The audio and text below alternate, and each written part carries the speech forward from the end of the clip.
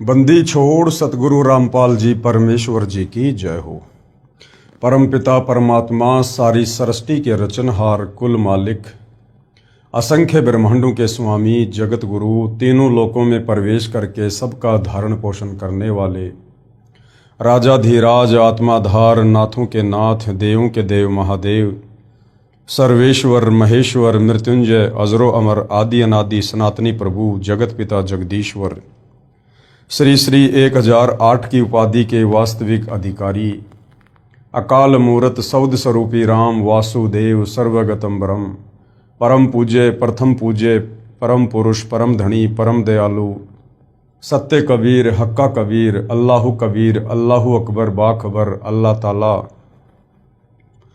जगत के तारणहार जगत के मुक्तिदाता जगत के जगन्नाथ हारे के सहारे हिंदुओं के राम मुसलमानों के अल्लाह सिखों के वाहिगुरु ईसाइयों के मसीह दया के सागर दयानिधि करुणा के सागर करुणानिधि स्वयंभू परिभू संकट मोचन कष्ट हरण मंगल करण दुख भंजन अविगत कबीर निर्विकार निर्विषम परमात्मा अलय अलेख सतगुरु आदि अनादि सतगुरु असली मर्यादा पुरुषोत्तम असली राम असली कृष्ण असली घनश्याम असली मुरारी राजाओं के राजा महाराजाओं के महाराजा शहंशाहों के शहंशाह सम्राटों के सम्राट भगवानों के भगवान अल्लाहों के अल्लाह प्रभुओं के प्रभु मसीहाओं के मसीह सच्चे वाहिगुरु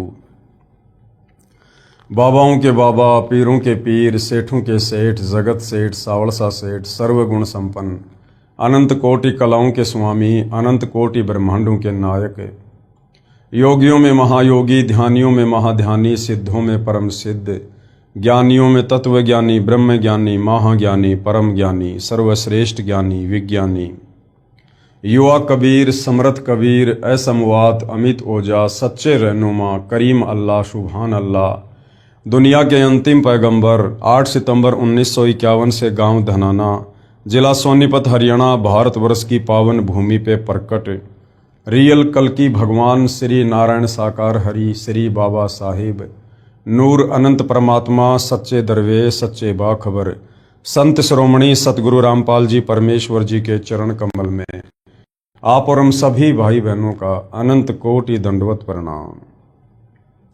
सत्साई भाई और बहनों, बहुत बड़ी दया बहुत बड़ी मेहर पूज्य गुरुदेव भगवान की परमेश्वर रामपाल जी की, जिनके शुभ आशीर्वाद से विशेष आशीर्वाद से आप और हम सभी परमात्मा चाहने वाली आत्माओं को अध्यात्म के विषय में भक्ति मार्ग के विषय में वो गूढ़ गहन जानकारियाँ प्राप्त हो रही हैं, जो जानकारियाँ हम सदियों से जानने के इच्छुक थे। यानी परमात्मा कौन है, कैसा है, कहाँ है, वो साकार है या वास्तव में निराकार है, उसकी प्राप्ति का मार्ग क्या है। आज भाई और बहनों, परमेश्वर रामपाल जी के आशीर्वाद से उनके सत्संगों का संग्रह पवित्र पुस्तक ज्ञान गंगा, इस पुस्तक में हमें उन तमाम सवालों के जवाब मिल चुके हैं।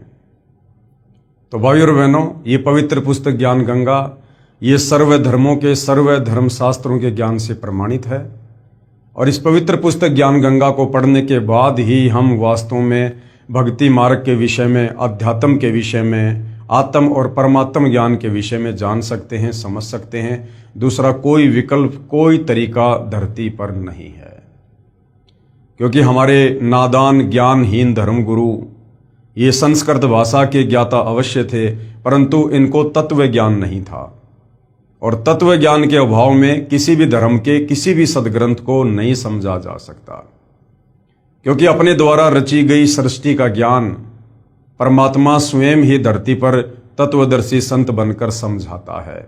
इसलिए इस पृथ्वी 21 ब्रह्मांड का कोई भी प्राणी, चाहे ब्रह्मा विष्णु महेश ही क्यों ना हो, जब गीता का ज्ञान देने वाला काल ब्रह्म खुद गीता जी में कह रहा है कि अर्जुन, यहां विचार काल में तेरे को गीता का ज्ञान देते समय मुझे भी इस कंप्लीट सृष्टि रचना का ज्ञान नहीं है, इसका आदि और अनादि मुझे भी नहीं पता है। तो भाई और बहनों, जब स्वयं 21 ब्रह्मांड का स्वामी काल निरंजन अपने आप को तत्व ज्ञान समझाने के विषय में असमर्थ जाहिर कर रहा है, तो बाकी ब्रह्मा विष्णु महेश दुर्गा ये जितने भी आचार्य, शंकराचार्य, देवी देवता, ये सब उसके अधीन है, उसके नीचे हैं। इसलिए भाइयों और बहनों, अपने द्वारा रची गई सृष्टि का ज्ञान, सर्व ब्रह्मांडों का ज्ञान जो है, कबीर परमेश्वर सतलोक से चलकर स्वयं ही इस पृथ्वी पर प्रकट होकर हमें समझाते हैं, बताते हैं। और निसंदेह आज वही कबीर परमेश्वर सतगुरु रामपाल जी के रूप में धरती पर प्रकट हैं और सन 1994 से अपने द्वारा रची गई सृष्टि का ज्ञान हमें करवा रहे हैं। और भाइयों और बहनों, इस ज्ञान को अच्छे से समझे बिना, हृदय में समाये बिना हम भक्ति मार्ग पर दृढ़ होकर एक नेक और सच्चे भगत नहीं बन सकते हैं। हम शतलोक जानने योग्य भगत नहीं बन सकते हैं। तो उसके लिए सृष्टि रचना को जानना, पढ़ना, समझना बहुत जरूरी है। इस पवित्र पुस्तक ज्ञान गंगा पर आज हमारा ये 31वें नंबर का वीडियो है। और इस पुस्तक में भी पहले सृष्टि रचना को हम अच्छे से पढ़ चुके हैं, जान चुके हैं।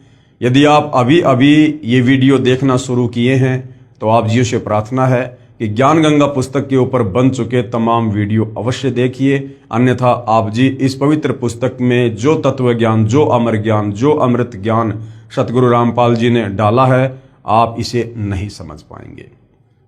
तो भाइयों और बहनों, आज इसी पवित्र पुस्तक ज्ञान गंगा में हमारा जो टॉपिक है वो है आखिर स्वर्ग क्या है, स्वर्ग की परिभाषा। क्योंकि हमारे नादान धर्म गुरु तो आज तक हमारे को बता नहीं पाए। इन्होंने तो केवल स्वर्ग को ही फाइनल कर दिया कि मरने के बाद में जो स्वर्ग चला गया उसकी मुक्ति हो गई, उसका मोक्ष हो गया। और मरने के बाद कोई स्वर्ग जाएगा नहीं जाएगा इसकी कोई गारंटी नहीं है। क्योंकि भक्ति हम सदियों से शास्त्र विरुद्ध करते आए हैं, वेदों के विरुद्ध करते आए हैं।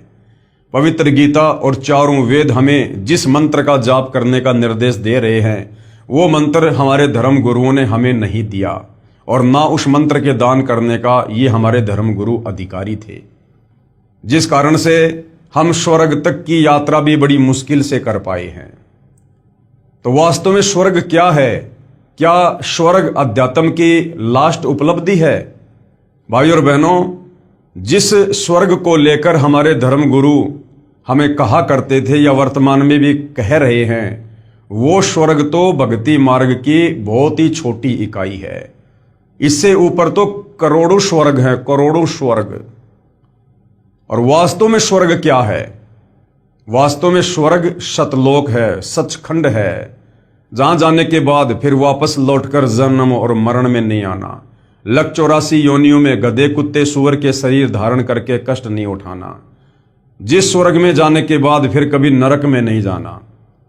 और जो ये 21 ब्रह्मांड ज्योति निरंजन के अंतर्गत जो स्वर्ग है, जिसको बैकुंठ कहते हैं, जिसके विषय में हमारे नादान धर्मगुरु हमें बताते हैं, इस स्वर्ग में जाने के बाद तो हमें वापस नरक में भी जाना पड़ेगा, 184 योनियों में भी जाना पड़ेगा, फिर से जन्म और मरण का चक्कर ज्यों का त्यों बना रहेगा। तो भाइयों और बहनों, हम समझते हैं कि वास्तव में स्वर्ग है क्या, जिस स्वर्ग के विषय में आप और हमें सुना सुना के हमारे कान पका दिए धर्म गुरुओं ने। यदि घर में किसी की मृत्यु हो जाए तो पीछे से परिवार के सदस्य उस फोटो के नीचे लिखवा दिया करते हैं कि फला फला का स्वर्गवास दिनांक इतने को हो गया। भले ही वो नरक में गया है शास्त्र विरुद्ध साधना करके, वो पितर बन गया, भूत बन गया, लेकिन पीछे से उसकी तस्वीर पर लिखा दिया स्वर्गवासी। तो भाइयों और बहनों, ये वास्तव में स्वर्ग क्या है? जब तक हम इसकी जड़ तक नहीं पहुंचेंगे, हमारी आस्था इससे नहीं हटेगी। और हमने इस स्वर्ग में नहीं जाना है, हमने तो वास्तविक स्वर्ग, वास्तविक बैकुंठ, सतलोक, सचखंड में जाना है। पवित्र पुस्तक ज्ञान गंगा, स्वर्ग की परिभाषा। उदाहरणार्थ, स्वर्ग को एक होटल यानी रेस्टोरेंट समझो। जैसे कोई धनी व्यक्ति गर्मियों के मौसम में शिमला या कुल्लू मनाली जैसे शहरों में ठंडे स्थानों पर जाता है, वहां किसी होटल में ठहरता है, जिसमें कमरे का किराया तथा खाने का खर्चा अदा करना होता है। 2 या 3 महीने में 20 या 30 हजार रुपए खर्च करके वापस अपने कर्म क्षेत्र में आना होता है। फिर 10 महीने मजदूरी मेहनत करो, फिर 2 महीने अपनी ही कमाई खर्च कर वापस आओ। यदि किसी वर्ष कमाई अच्छी नहीं हुई तो उस 2 महीने के सुख को भी तरसो। ठीक इसी प्रकार भाइयों और बहनों, ये स्वर्ग है 21 ब्रह्मांड का एक बहुत ही निम्न श्रेणी का होटल है। जैसे होटल होते हैं ना 3 स्टार, 5 स्टार, 7 स्टार, तो ये जो स्वर्ग है, बैकुंठ है, ये केवल 3 स्टार होटल है। इससे ऊपर तो 21 ब्रह्मांड में महास्वर्ग, उसको समझो 5 स्टार होटल। उसके बाद इस काल का जो ब्रह्मलोक है उसको समझो 7 स्टार होटल। तो गुरुदेव ने क्या समझाया, क्या बताया कि जिस प्रकार कोई धनी व्यक्ति या कोई मेहनत मजदूरी करने वाला व्यक्ति साल के 10 महीने तो मेहनत मजदूरी करता है और उसके बाद 2 महीने गर्मियों में अपने परिवार के साथ या स्वयं किसी ठंडे स्थान पर चला जाता है घूमने के लिए, और जितने पैसे वो लेकर जाएगा, जितने पैसे होटल में जमा करवाएगा, क्योंकि वहां घूमने जाएगा तो वहां पर होटल किराए पे लेना पड़ेगा, तो जितने पैसे वो वहां होटल में, रेस्टोरेंट में जमा करवाएगा, उसे उतने ही दिन रुकने दिया जाएगा और उसे उतना ही भोजन दिया जाएगा। जिस दिन उसके द्वारा जमा करवाए गए पैसे खत्म, उस दिन उसको नोटिस मिल जाएगा कि भैया या तो पैसे और जमा कराओ, अन्यथा अपना सामान उठाओ और होटल को खाली करो। ठीक इसी प्रकार भाइयों और बहनों, ये जो स्वर्ग है ये भी एक होटल है, एक रेस्टोरेंट है।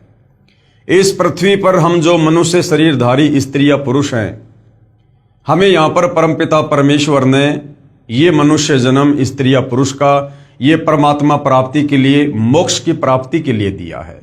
यदि कोई तत्वदर्शी संत मिल जाए और हम उनकी शरण में आ जाएं और आजीवन मर्यादा में रहकर भक्ति करें तो हमारी आत्मा का कल्याण संभव है।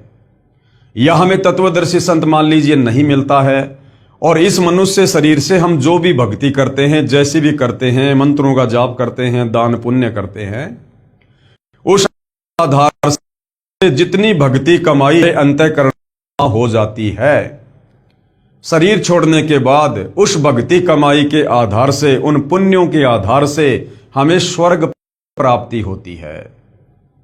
पास में भक्ति रूपी धन है, उस हिसाब से मुझे स्वर्ग में रहने दिया जाएगा, मुझे वहां की सुख सुविधाओं को भोगने दिया जाएगा।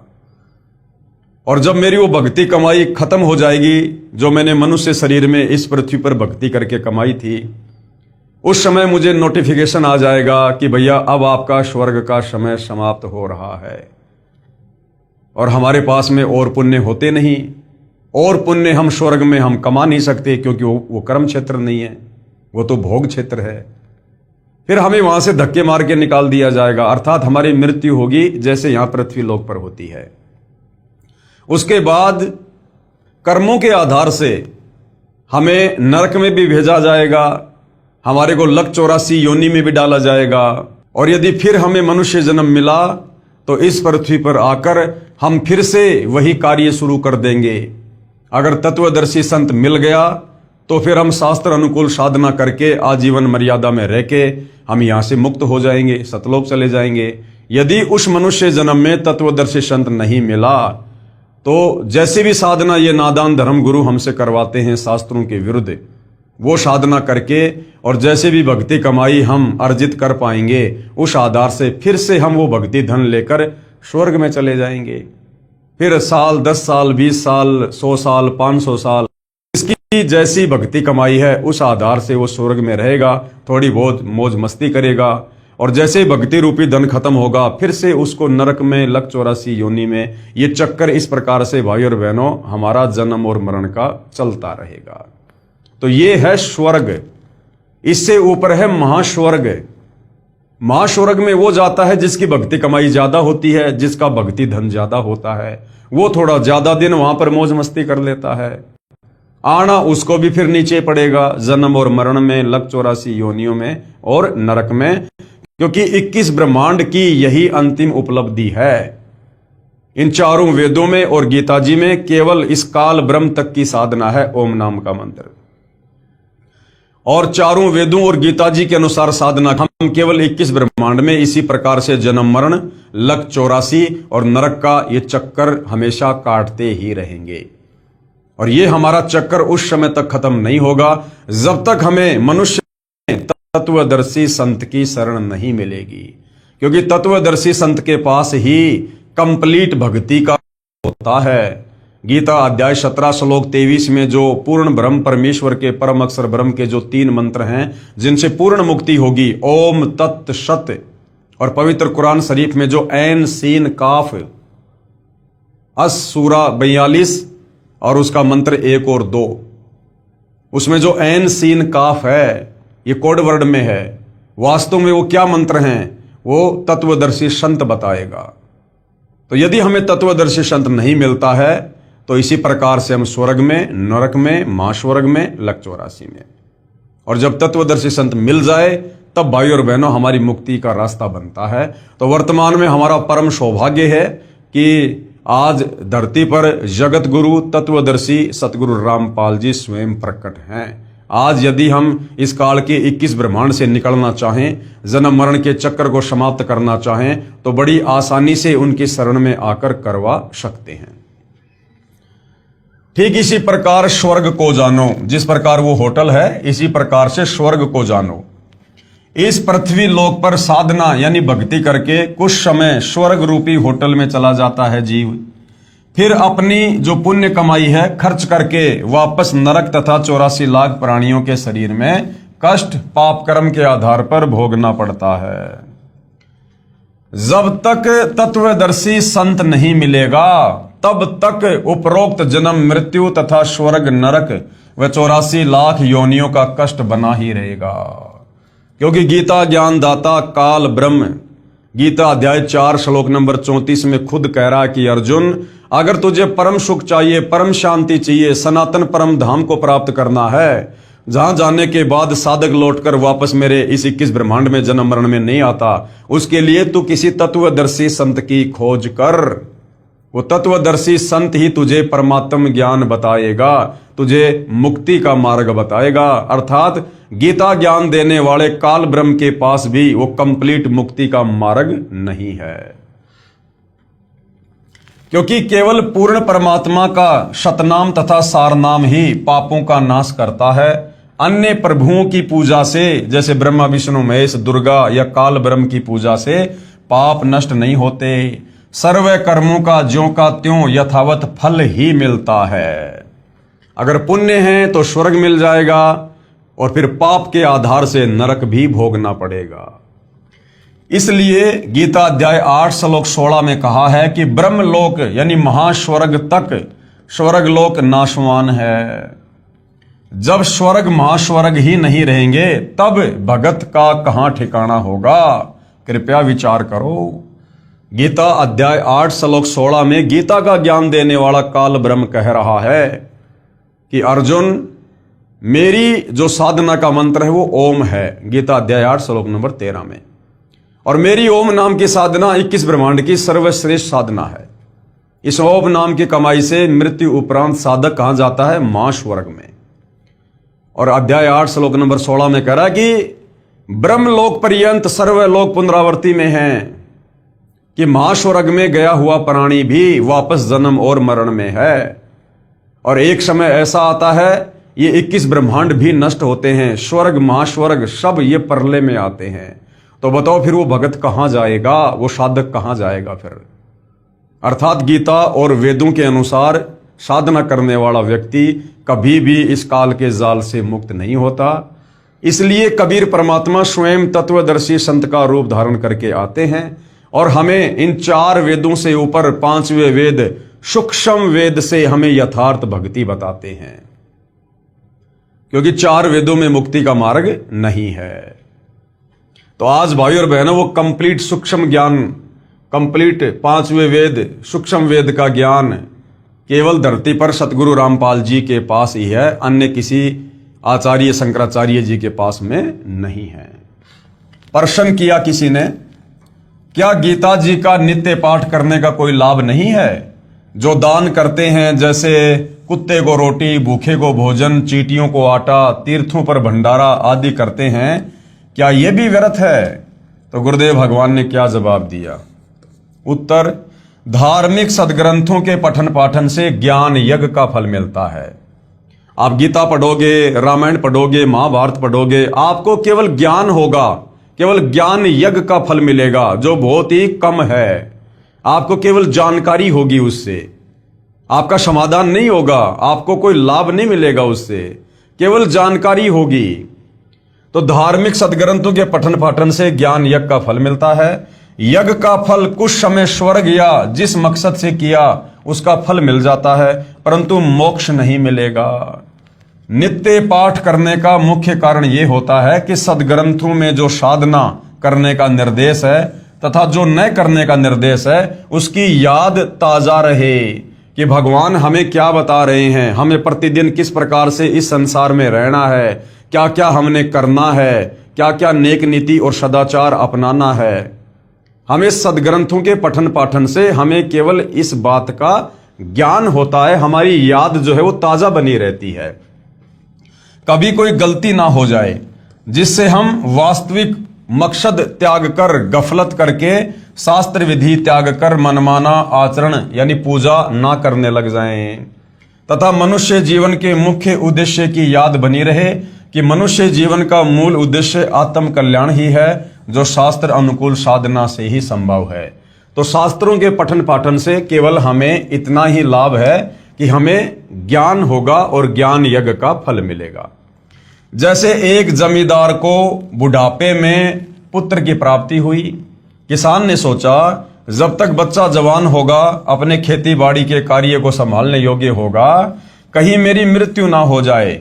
इसलिए किसान ने अपना अनुभव लिख कर छोड़ दिया तथा अपने पुत्र से कहा कि पुत्र, जब तू जवान हो तब अपने खेती बाड़ी के कार्य को समझने के लिए इस मेरे अनुभव के लेख को प्रतिदिन पढ़ लेना तथा अपनी जो कृषि करना। पिताजी की मृत्यु के उपरांत किसान का पुत्र प्रतिदिन पिताजी के द्वारा लिखे अनुभव के लेख को पढ़ता, परंतु जैसा उसमें लिखा है वैसा कर नहीं रहा है। वह किसान का पुत्र क्या धनी हो सकता है? कभी नहीं। वैसे ही करना चाहिए जो पिताजी ने अपना अनुभव लिखा है। तो भाई और बहनों, इसी प्रकार जो पवित्र गीता जी हैं, चारों वेद है, इसमें हमारे परमपिता परमेश्वर सर्वसृष्टि रचनहार परम अक्षर ब्रह्म ने, कबीर देव ने स्वयं या फिर अन्य के माध्यम से इसमें परमेश्वर ने भक्ति विधान लिखवाया है, भक्ति अनुभव लिखवाया है कि कौन सी भक्ति करने से हमारी आत्मा का कल्याण होगा, कौन से भक्ति मंत्रों का जाप करने से हम काल के जन्म मरण के कष्टों से बाहर निकल सकते हैं। ये कंप्लीट भक्ति का जो सिलेबस है ये इन धार्मिक सदग्रंथों में है, पवित्र गीता में है और वेदों में है। वेद कहो चाहे गीता कहो, बात एक ही है, क्योंकि चारों वेदों का सार पवित्र गीता जी है। अब जो हमारे परमपिता परमेश्वर ने हमारी आत्मा के कल्याण के लिए उस पवित्र गीता में जिस भक्ति को करने का, जिन मंत्रों को जाप करने का निर्देश दिया है, हम वो तो कर नहीं रहे और केवल प्रतिदिन गीता जी का पाठ कर रहे हैं, तो क्या उससे हमारी मुक्ति होगी? कभी नहीं होगी। हमने वैसा ही करना पड़ेगा जैसे हमारे परमपिता परमेश्वर ने मुक्ति के लिए उसमें भक्ति विधि लिखी है, जो भक्ति मंत्र जाप करने को दिया है, हमने उसी अनुसार साधना करनी होगी। ठीक इसी प्रकार पवित्र गीता जी के पाठ को तो श्रद्धालु नित्य कर रहे हैं, परंतु भक्ति साधना सदग्रंथ के विपरीत कर रहे हैं। इसलिए गीता अध्याय 16 श्लोक 23-24 के अनुसार व्यर्थ साधना है। अब चारों वेदों में और गीता जी में केवल एक ओम मंत्र के जाप का निर्देश है, केवल एक ओम मंत्र जो सीधा सीधा लिखा हुआ है। गीता अध्याय 8 श्लोक नंबर 13, गीता ज्ञानदाता काल ब्रह्म अपनी साधना का मंत्र बता रहा है कि ओम इति एक अक्षर, कि मुझ काल की साधना का तो केवल एक ओम अक्षर है बस।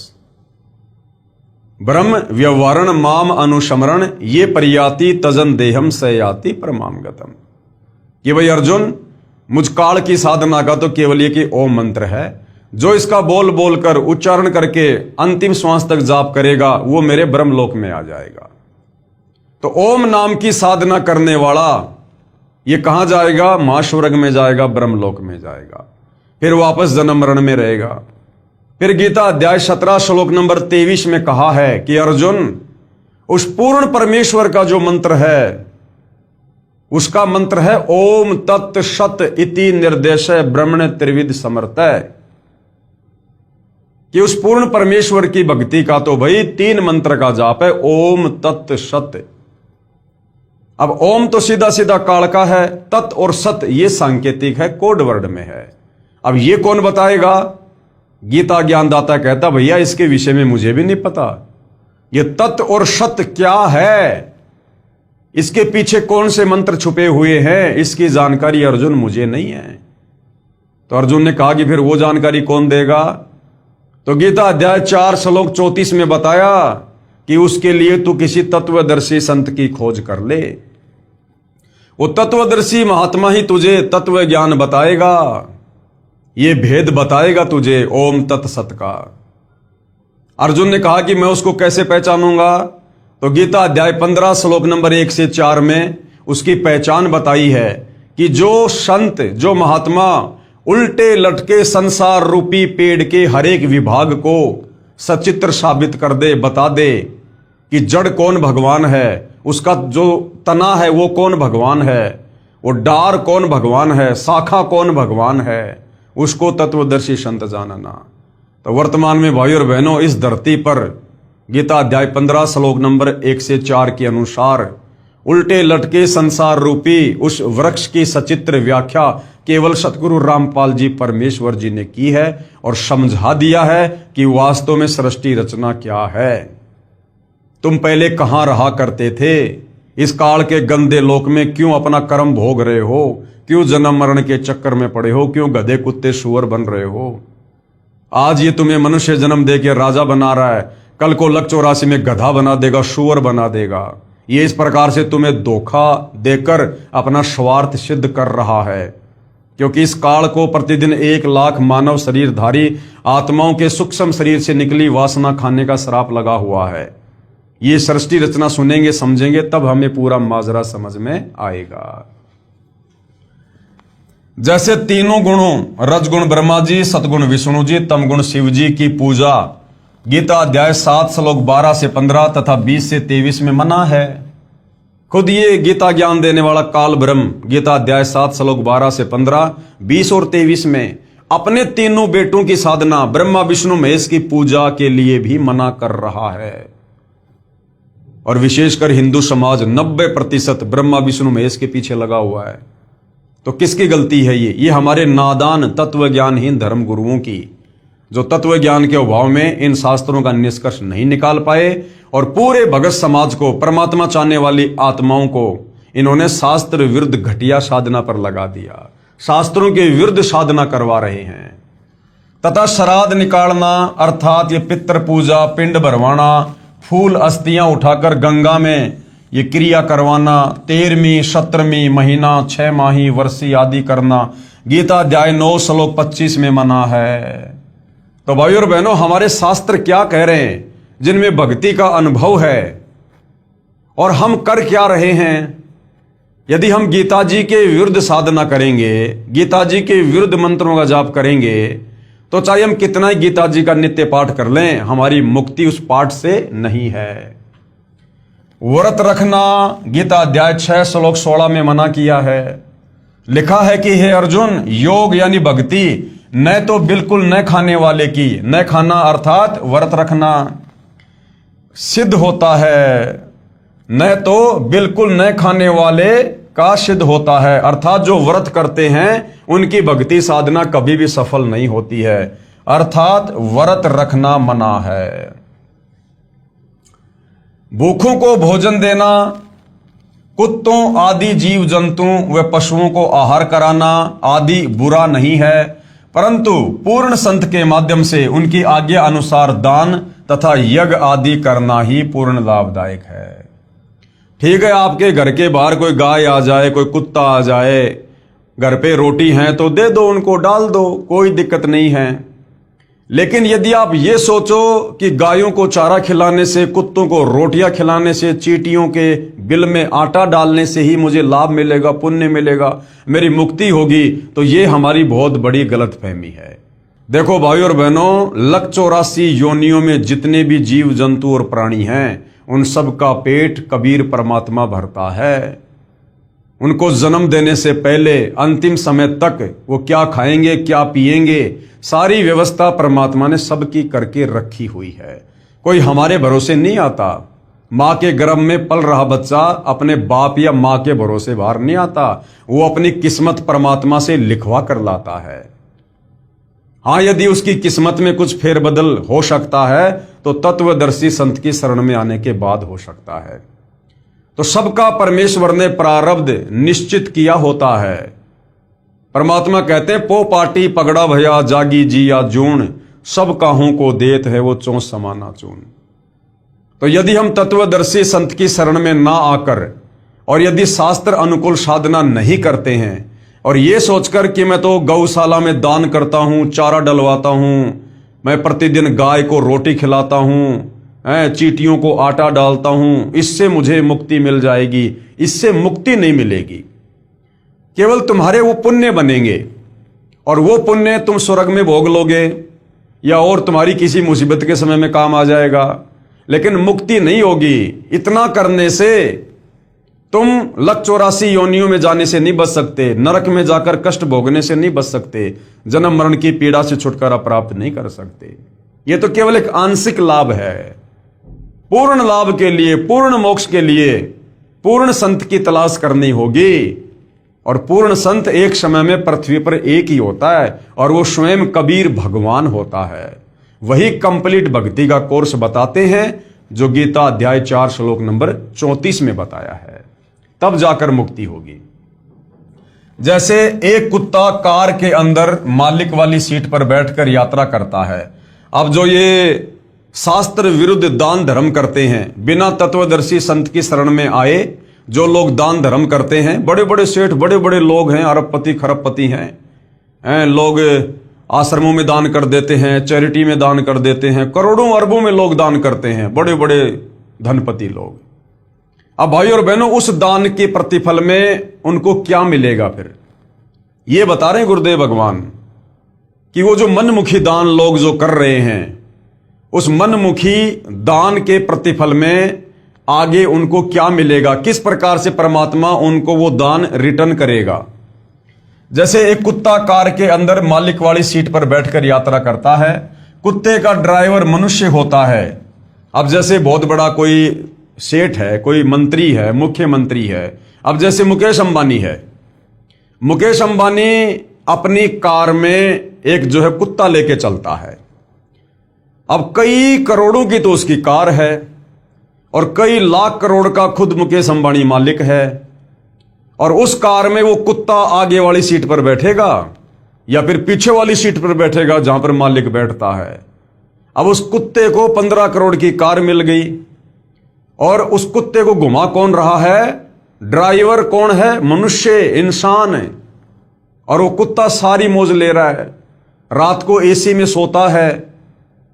जो भोजन 90% लोगों को नसीब नहीं है, वो भोजन मुकेश अंबानी का वो कुत्ता खा रहा है।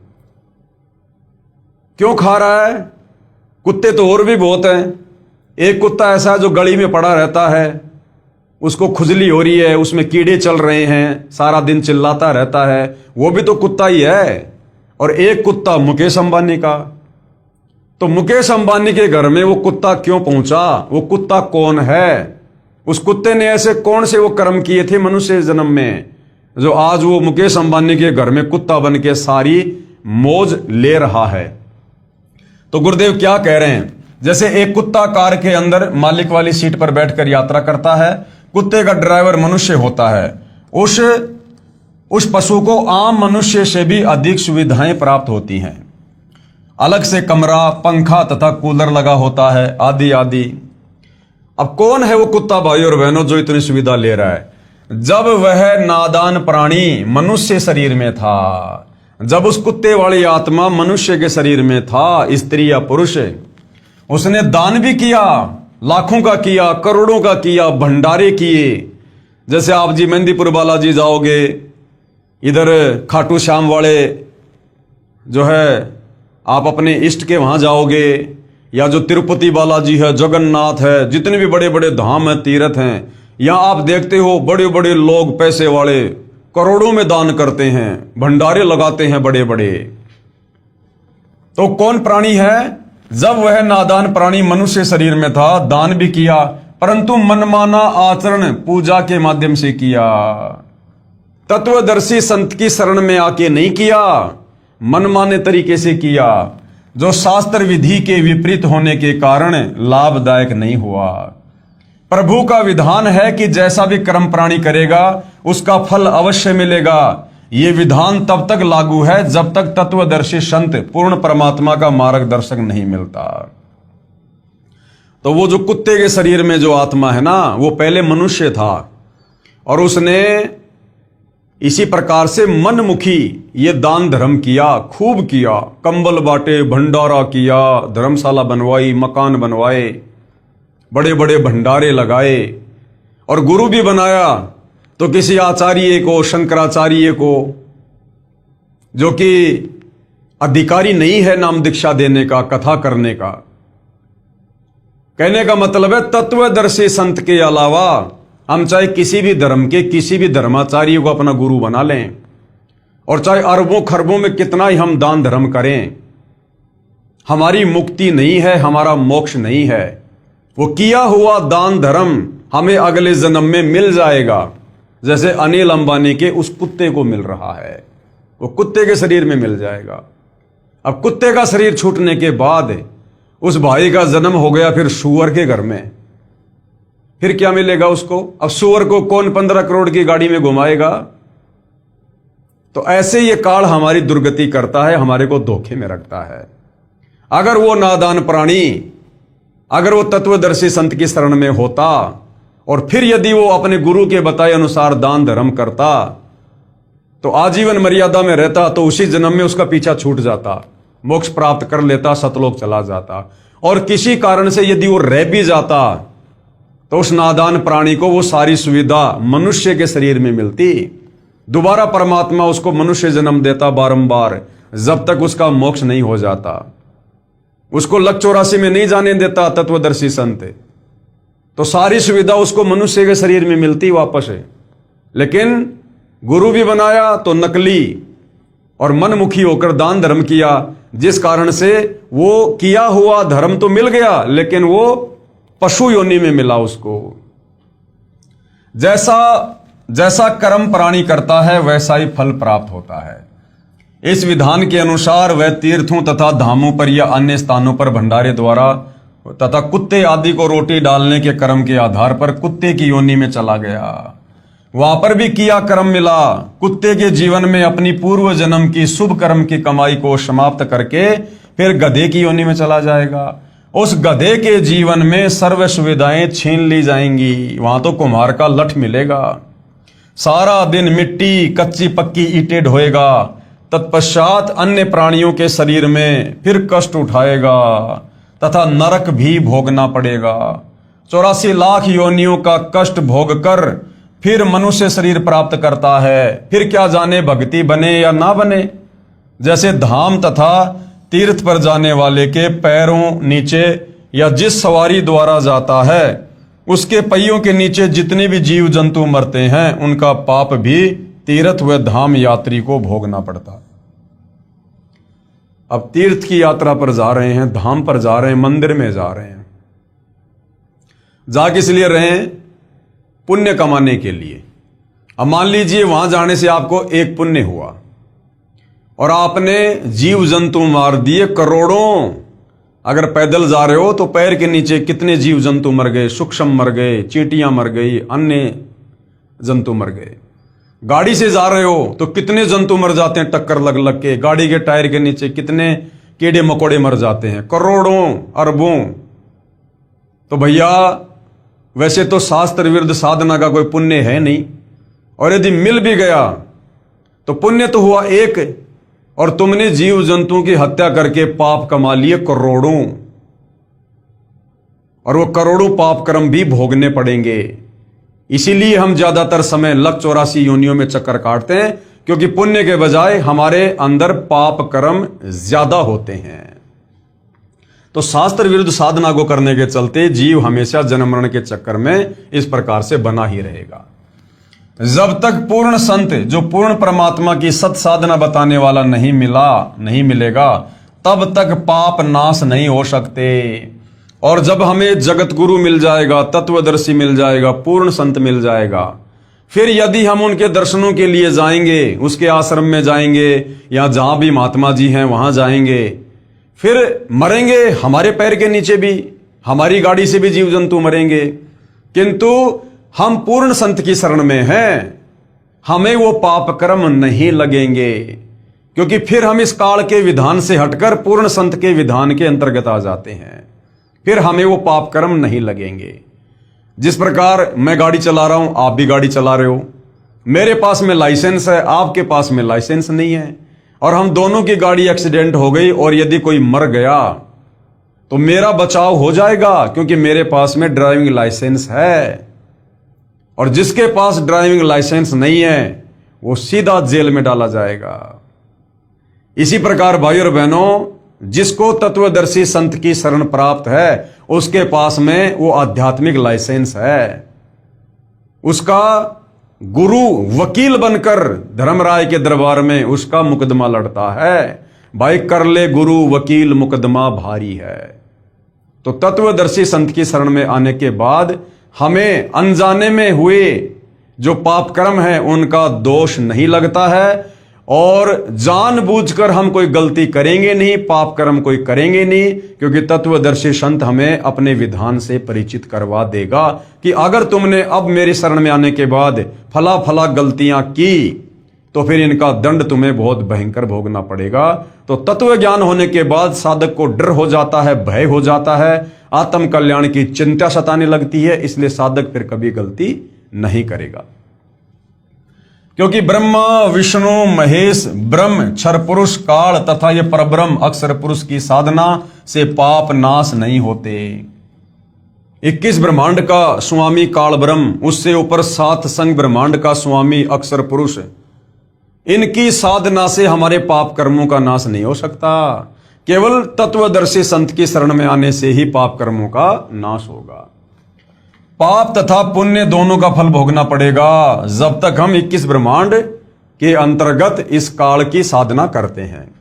यदि वह प्राणी गीता ज्ञान अनुसार पूर्ण संत की शरण प्राप्त करके पूर्ण परमात्मा की साधना करता तो या तो शतलोक चला जाता, कौन? जो कुत्ता बना हुआ है और सारी सुविधा ले रहा था।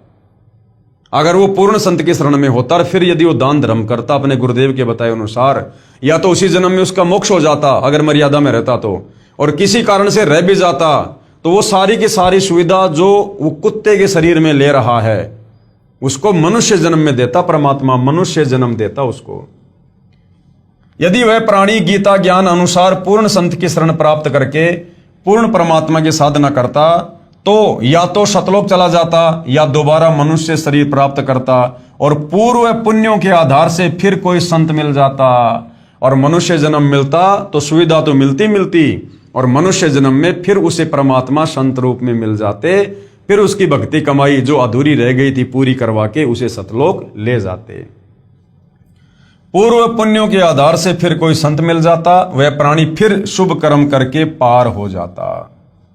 इसलिए उपरोक्त मनमाना आचरण लाभदायक नहीं है। इसलिए गीता जी अध्याय 16 श्लोक नंबर 23 के अनुसार जो लोग शास्त्र विधि को त्याग के मनमाना आचरण मनमानी पूजा साधना करते हैं उससे कोई लाभ नहीं है। फिर आगे किसी ने सवाल किया है, गीता अध्याय 3 श्लोक 35 तथा अध्याय 18 श्लोक 47 में कहा है कि अच्छी प्रकार आचरण में लाए हुए दूसरे के धर्म से गुण रहित भी अपना धर्म अति उत्तम है। अपने धर्म में मरना भी कल्याणकारक है। दूसरे का धर्म भय को देने वाला है। इससे सिद्ध होता है कि जो भी जैसी पूजा करता है उसे त्यागना नहीं चाहिए। अपने धर्म में मरना भी कल्याणकारक है। अपने धर्म में मरना कल्याणकारक है। अपनी साधना को नहीं त्यागना चाहिए, लेकिन कब? जब आपकी साधना शास्त्र अनुकूल हो।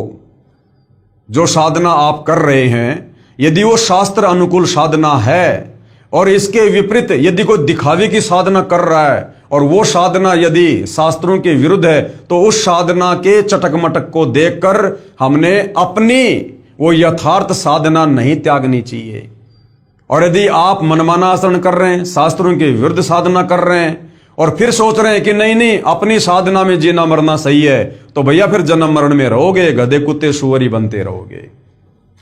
तो गुरुदेव भगवान इसका उत्तर दे रहे हैं, यदि गीता अध्याय 3 श्लोक 35 तथा अध्याय 18 श्लोक 47 का अर्थ यही है कि जो जैसी पूजा करता है करता रहे, उसे मत त्यागो, तो पवित्र श्रीमद् भगवत गीता जी के ज्ञान की क्या आवश्यकता थी?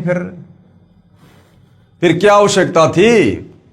फिर गीता जी अध्याय 18 श्लोक नंबर 64, 65, 66 में ये गीता का ज्ञान देने वाला काल ब्रह्म अर्जुन को क्यों कह रहा है कि अर्जुन मैंने तुझे मेरी भक्ति साधना भी बता दी कि मेरा ओम नाम है, ओम नाम से तुम महास्वर्ग में जाओगे, वहां से फिर जन्म मरण में, और मैंने तुझे तत्वदर्शी संत के माध्यम से पूर्ण ब्रह्म परमेश्वर की साधना भी बता दी। अगर उस परमेश्वर की शरण में जाओगे तो हमेशा के लिए मुक्त हो जाओगे। अब तेरे ऊपर निर्भर करता है अर्जुन, तू मेरी शरण में रहना चाहता है या तत्वदर्शी संत की शरण में जाना चाहता है। तो जब गीता का ज्ञान देने वाला ही कह रहा है कि भैया अर्जुन अब तेरे बुद्धि विवेक के ऊपर है कि तुझे कौन सी साधना करनी है, तो अगर गीता अध्याय 3 श्लोक 35 के अनुसार अगर यही ठीक होता कि जो जैसी भक्ति कर रहा है वो ठीक है, वैसा ही अपनी भक्ति करता रहे, तो फिर ये गीता का ज्ञान देने की जरूरत क्या पड़ गई थी? दुनिया अपने अपनी साधना पहले से ना कर रही थी। यदि गीता अध्याय 3 श्लोक 35 तथा अध्याय 18 श्लोक 47 का अर्थ यही है कि जो जैसी पूजा करता है करता रहे, उसे मत त्यागो, तो पवित्र श्रीमद् भगवत गीता जी के ज्ञान की क्या आवश्यकता थी? एक श्लोक बहुत था। श्री गीता जी के इन श्लोकों का भावार्थ सही है, परंतु अनुवादकर्ताओं ने विपरीतार्थ यानी उल्टा अनुवाद किया हुआ है। कृपया निम्न पढ़ें उपरोक्त दोनों श्लोकों का वास्तविक अर्थ। अब गीता अध्याय 3 श्लोक 35 और गीता अध्याय 18 श्लोक 47 वास्तव में कहना क्या चाहते हैं? ये गीता अध्याय 3 श्लोक 35 है। ये श्लोक आप जियों के सामने है भाई और बहनों, और गुरुदेव ने प्रत्येक शब्द का यहां पर अनुवाद भी किया हुआ है। क्या है? गुण रहित अर्थात शास्त्र विधि त्याग कर स्वयं मनमाना अच्छी प्रकार आचरण में लाए हुए दूसरों की धार्मिक पूजा से अपनी शास्त्र विधि अनुसार पूजा अति उत्तम है। यदि हम वास्तव में शास्त्रों के अनुसार भक्ति साधना कर रहे हैं, वेद और गीता के अनुसार, तो फिर हमने अपनी पूजा को नहीं त्यागना चाहिए। यदि कोई दूसरा व्यक्ति हमें अपनी साधना करने के लिए कह रहा है जो साधना गीता और वेदों के विरुद्ध है, और हम यदि शास्त्रों के अनुसार साधना कर रहे हैं, तो वो पूजा चाहे कितनी अच्छी लगे, कितनी चटक मटक वाली लगे, जो शास्त्र विरुद्ध है, फिर हमने अपने धर्म को, अपनी शास्त्र अनुकूल भक्ति साधना को नहीं त्यागना चाहिए। यह है गीता अध्याय 3 श्लोक नंबर 35 का अर्थ है। शास्त्र अनुकूल अपनी पूजा में तो मरना भी कल्याणकारक है, यानी वेद और गीता के अनुसार जो साधना है उसमें तो मरना भी जो है वो कल्याणकारक है, और दूसरे की पूजा जो शास्त्रों के विरुद्ध है वो भय को देने वाली है। अध्याय 18 श्लोक नंबर 47 क्या कह रहा है? ये श्लोक आप जियों के सामने है भाई और बहनों, आप जी पढ़ सकते हो। गुरुदेव ने यहां पर अनुवाद किया हुआ है। गुण रहित यानी शास्त्रों के विरुद्ध, गुण रहित स्वयं मनमाना अर्थात शास्त्र विधि रहित अच्छी प्रकार आचरण किए हुए दूसरे के धर्म अर्थात धार्मिक पूजा से अपना धर्म अर्थात शास्त्र विधि अनुसार धार्मिक पूजा श्रेष्ठ है। दूसरों की शास्त्र विरुद्ध साधना से अपनी शास्त्र अनुकूल पूजा पाठ साधना श्रेष्ठ है। स्वयं ही अपने स्वभाव अनुसार बनाए मनमाने आचरण से भक्ति कर्म मत करो, जिससे पाप को प्राप्त होता है। यानी गीता जी के विरुद्ध जो ये ओम नमो भागवते वासुदेवाय नमः, राधे राधे श्याम मिला दे, इस प्रकार के जो मनमाने आचरण करते हैं, मनमाने मंत्रों का जाप करते हैं, इससे हम पाप के ही भागी होंगे। विशेष इसी का प्रमाण गीता अध्याय 17 के श्लोक नंबर 1 से 6 में स्पष्ट है। उपरोक्त श्लोकों में स्पष्ट है कि अपनी शास्त्र विधि अनुसार साधना श्रेष्ठ है, चाहे दूसरों की चमक धमक वाली साधना कितनी ही सुनियोजित लगे, वह हानिकारक ही होगी। जैसे जगत वाले साधना करते हैं, कावड़ लेके आएंगे, नंगे पैरों जाएंगे, डीजे बजाते हुए जाएंगे, डांस करते हुए जाएंगे, अब वो देखने में तो बड़ी जबरदस्त साधना लगती है, मन को बड़ा आनंद आता है, नाचने का जी करता है। और यदि कोई सतगुरु रामपाल जी से उपदेश लेकर, पूर्ण संत से उपदेश लेकर भक्ति कर रहा है, तो उस भक्ति में इस प्रकार की ड्रामेबाजी के लिए कोई जगह नहीं है, क्योंकि वो कावड़ वाली, वो मनमाना आचरण है, शास्त्र विरुद्ध साधना है। तो कोई नादान उस डीजे को देखकर, लोगों को नाचता गाता देखकर और सतगुरु रामपाल जी की शरण छोड़कर, जो कि शास्त्र अनुकूल साधना थी, और दूसरे की चमक धमक वाली साधना को अपना लेता है, तो फिर वो पाप का ही भागी बनेगा, वो जन्म और मरण में ही रहेगा फिर वो। तो अपनी साधना जो शास्त्र अनुकूल है वो सर्वश्रेष्ठ है। दूसरों की चमक धमक वाली भक्ति क्रिया को देखकर भगत ने भ्रमित नहीं होना चाहिए। जैसे माता का जागरण करने वाले बहुत सुरीली आवाज में गाना गाकर माता की स्तुति मन गढ़ंत कविताओं द्वारा पूरे साजबाज के साथ करते हैं, उस स्वयं निर्मित शास्त्र विधि रहित साधना पर आकर्षित होकर अपनी शास्त्र अनुकूल साधना नहीं त्यागनी चाहिए। जैसे कोई भगत सत साधना पर लगता है तो वह पहले की शास्त्र विरुद्ध पूजाओं को त्याग देता है, जैसे पितृ पूजा, मंदिर आदि में जाना आदि। तब अन्य शास्त्र विधि विरुद्ध साधना करने वाले कहते हैं कि आपने सभी पहले वाली पूजाएं त्याग दी हैं, आपसे सारे देव रुष्ट हो जाएंगे। एक व्यक्ति ने ऐसा ही किया था, उसका इकलौता बेटा मर गया।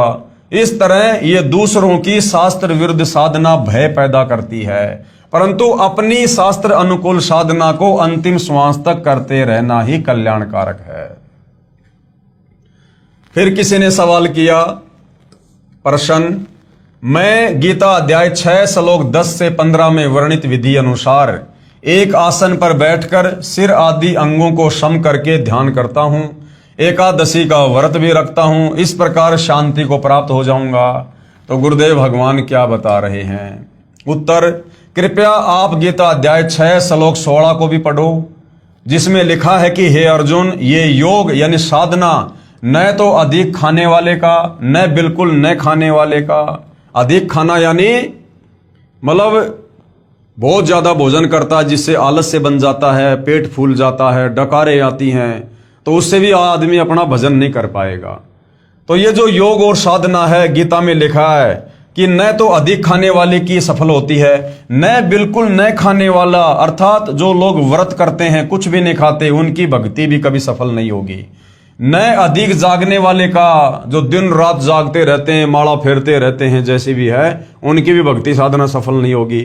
और न अधिक सोने वाले की, और जो हमेशा आलस्य में रहता है, सोया पड़ा रहता है, उसकी भी भक्ति सफल नहीं होगी। न ही एक स्थान पर बैठकर साधना करने वाले की सिद्ध होती है। जो कह रहा है ना कि मैं तो आसन पर बैठकर साधना करता हूं, तो गीता जी कह रही है कि एक जगह बैठकर साधना करने वाले की भी भक्ति सिद्ध नहीं होती।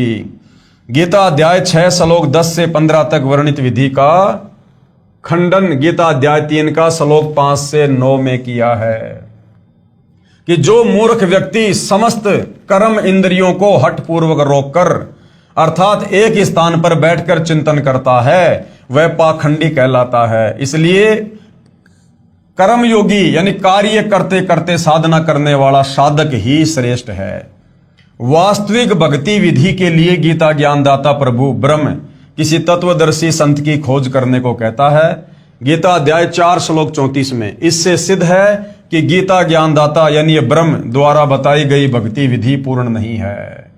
गीता में जो भक्ति विधि इस काल ब्रह्म ने बताई है इस प्रकार की कि आसन लगाओ, उस पर मृगछाला बिछाओ, फिर ध्यान लगाओ, ये कंप्लीट भक्ति विधि नहीं है, कंप्लीट साधना नहीं है।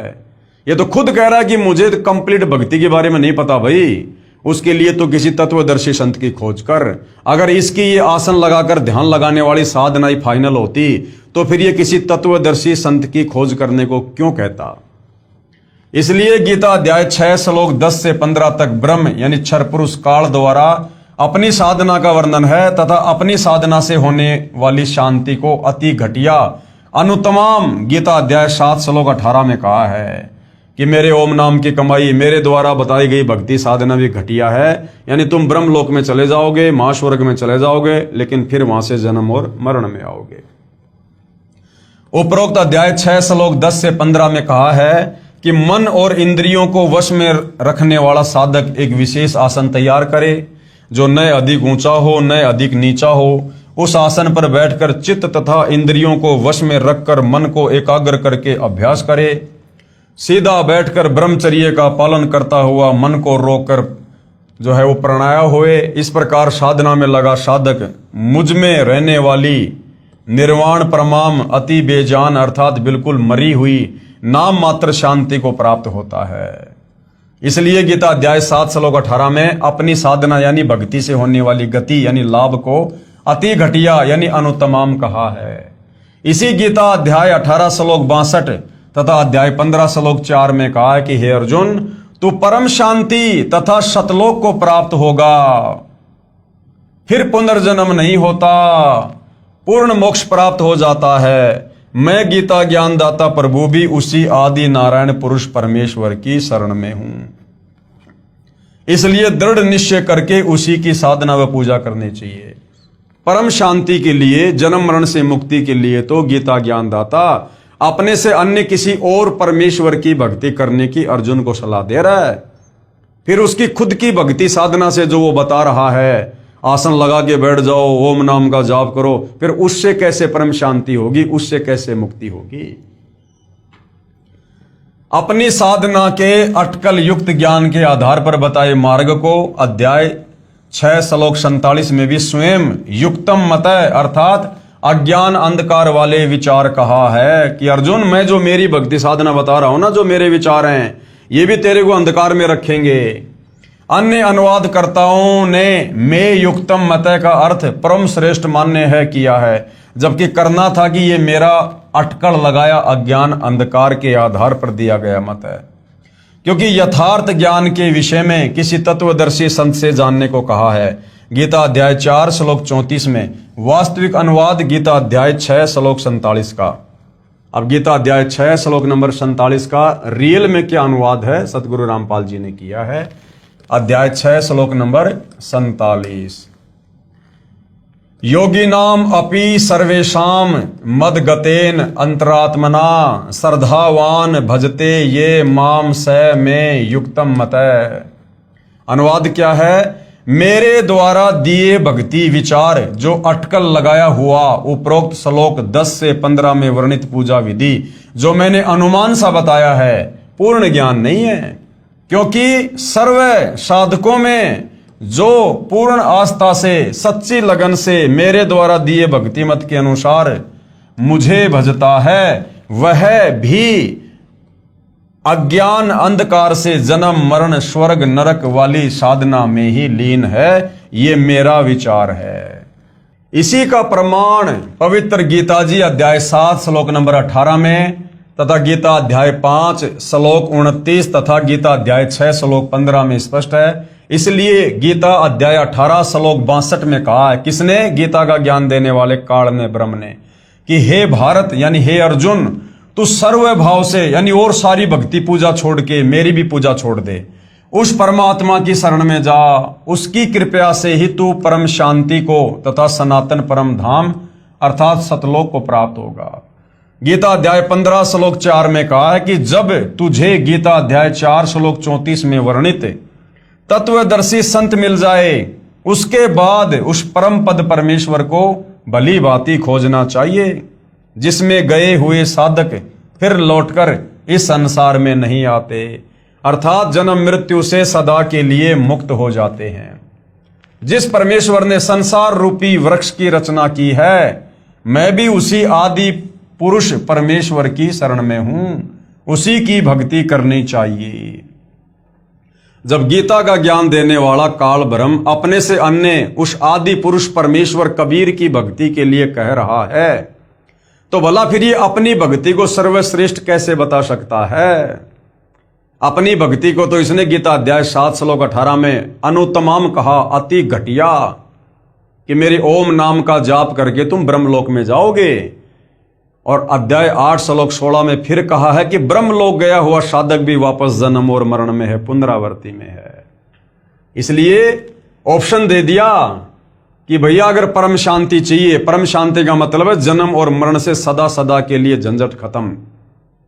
उसके लिए तो किसी तत्वदर्शी संत की खोज कर, गीता अध्याय 4 श्लोक 34 में कह रहा है।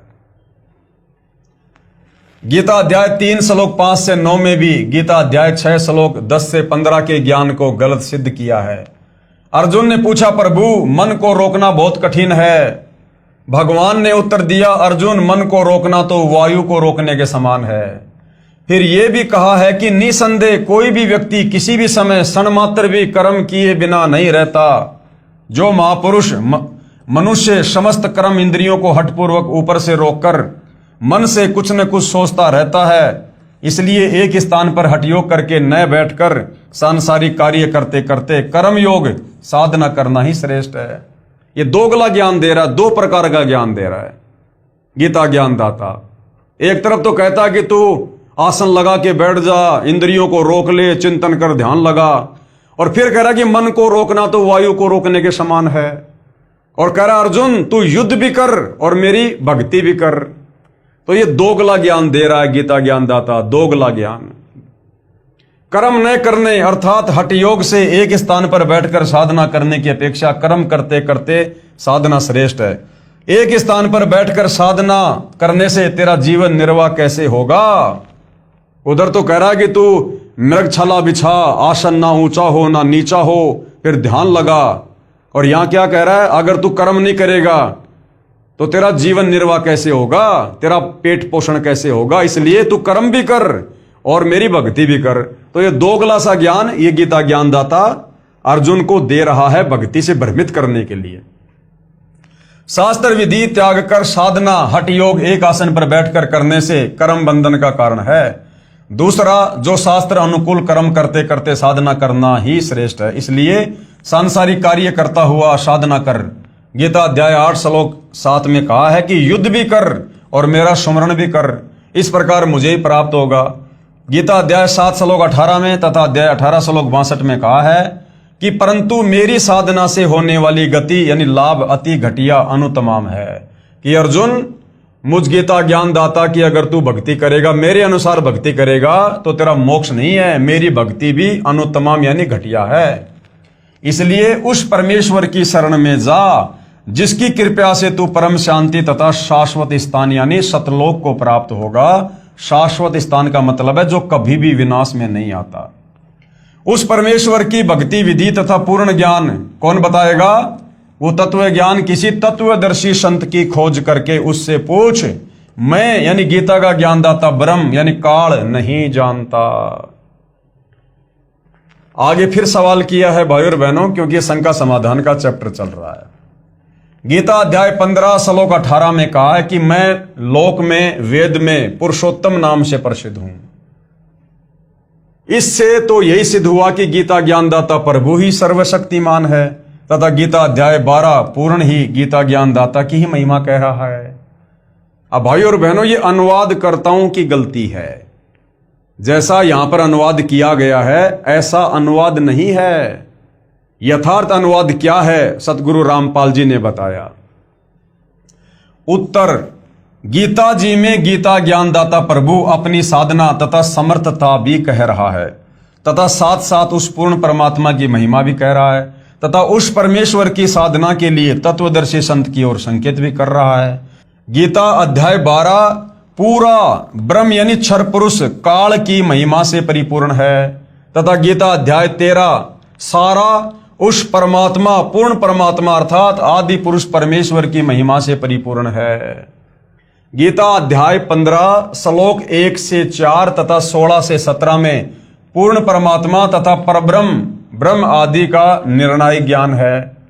गीता अध्याय 15 श्लोक 16 में कहा है कि पृथ्वी तत्व से निर्मित लोक ब्रह्म के 21 ब्रह्मांड तथा परब्रह्म के 7 संग ब्रह्मांड पृथ्वी तत्व से बने होने के कारण एक लोक भी कहा जाता है। इसमें दो प्रभु हैं, एक क्षर पुरुष अर्थात ये ब्रह्म यानी काल, और दूसरा अक्षर पुरुष अर्थात ये परब्रह्म। गीता अध्याय 15 श्लोक नंबर 16 में यानी ये दो भगवान बताए गए हैं, ब्रह्म और परब्रह्म, क्षर पुरुष और अक्षर पुरुष।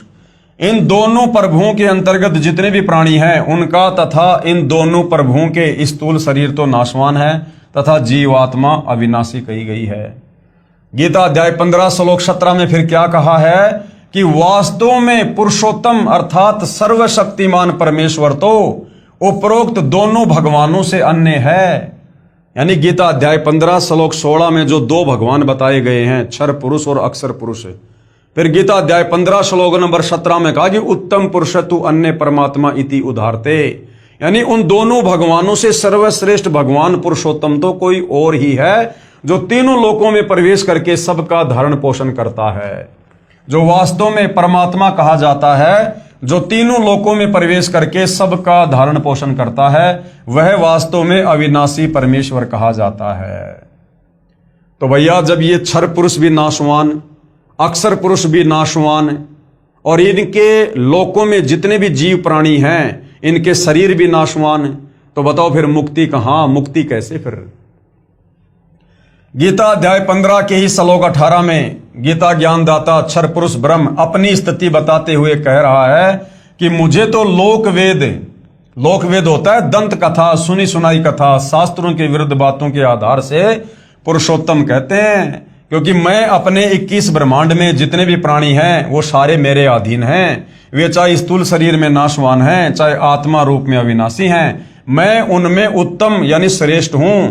इसलिए मैं लोक वेद के आधार से, सुनी सुनाई बातों के आधार से पुरुषोत्तम प्रसिद्ध हूं। ये कह रहा कि भैया मैं पुरुषोत्तम नहीं हूं, मैं तो सुनी सुनाई बातों के आधार से, लोक वेद के आधार से, क्योंकि 21 ब्रह्मांड में ये काल सबसे शक्तिशाली है, सबसे सर्वश्रेष्ठ है। तो ये कह रहा है कि जब तक जीव को तत्व ज्ञान नहीं होता है तब तक इन चारों वेदों और गीता जी की इन कथाओं के आधार से, इस ज्ञान के आधार से जो मेरे एजेंट नीचे जा जाके देते हैं, धर्मगुरु वगैरह, ये जो नकली पंथ खोल खोल के बैठे हैं, तो इनकी दंत कथाओं, इनके आधे अधूरे ज्ञान लोकवेद के आधार से मैं 21 ब्रह्मांड में सर्वश्रेष्ठ हूं, सबसे शक्तिशाली हूं। केवल लोकवेद के आधार से मैं परमात्मा साबित हूं यहां पर। लेकिन जब कोई तत्वदर्शी संत आकर कंप्लीट सृष्टि रचना बताता है और मेरा भेद खोलता है, तब पता चलता है कि मैं परमात्मा हूं या परमात्मा कोई अन्य है। वास्तव में पुरुषोत्तम तो कोई और ही परमेश्वर है, जो गीता अध्याय 15 श्लोक 17 में कहा है। फिर आगे किसी ने सवाल किया शंका समाधान के लिए प्रश्न, गीता अध्याय 10 श्लोक 2 में तथा 3 में कहा है कि मेरी उत्पत्ति को कोई नहीं जानता। कौन? ये काल कह रहा है। जो मुझे अनादि अजन्मा तत्व से जानता है वह सर्व पापों से मुक्त हो जाता है। और कह रहा है जो मुझे जान जाता है, यानी मुझ काल ब्रह्म को जान जाता है, तत्व से जान जाता है कि ये काल कौन है, जन्मता है या मरता है, इसका नाम काल क्यों पड़ा। यानी जिसको सृष्टि रचना समझ में आ गई, जो तत्वदर्शी संत की शरण में आ गया और इस काल के विषय में जो सब कुछ जान गया, कहता फिर वो जन्म और मरण से मुक्त हो जाता है। फिर वो जो मुझे अनादि अजन्मा इस तत्व से जानता है वह सर्व पापों से मुक्त हो जाता है। इससे स्पष्ट है कि ब्रह्म का जन्म नहीं, अर्थात सर्व पाप नष्ट कर देता है। अब ये भाई साहब जन्म और मृत्यु में है, लेकिन इसके जन्म और इसके कर्म ये अलौकिक हैं। अब वो कैसे हैं वो सतगुरु रामपाल जी बताएंगे।